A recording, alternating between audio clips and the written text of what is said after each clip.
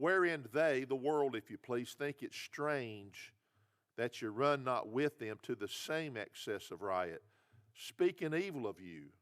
Hey, we're definitely living in a world in which that if you don't do it their way, then they'll come after you, especially in word. And the Bible says they're not just satisfied, well, let's just say mocking and you being kind of the end of the joke. It says, but they'll speak evil of you.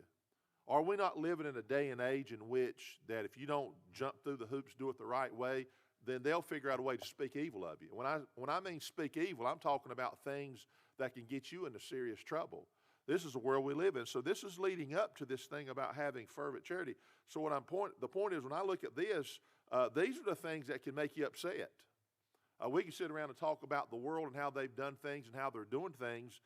It gets us, as I said this morning, kind of hot under the collar. So it's saying that if you don't do what they do and they think it's strange, in other words, that's the difference between the spiritual world and the natural world, where they say, well, why in the world wouldn't you do this or that?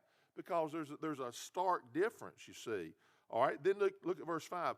Who shall give account to him that is ready to judge the quick and the dead? Who do we give account to? Of course, God, not the world or anybody else. For this cause was the gospel preached also to them that are dead, that they might be judged according to men in the flesh, but live according to God in the Spirit. But the end of all things is at hand. Be ye therefore sober, that serious-minded, and watch unto prayer. And then it says, just from that part of the book of 1 Peter alone, then he says, above all things, have fervent charity among yourselves. In other words, my thinking is you see this, and if we're not careful, we speak of the evil, we get angry at the evil. Again, not saying that that's a wrong mindset to have a position of, how we try to take our stand. But if we're not careful, we use that same kind of passion against ourselves.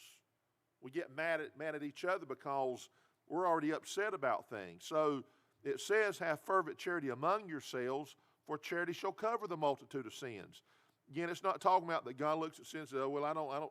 It's talking about the idea that we don't hold it against each other.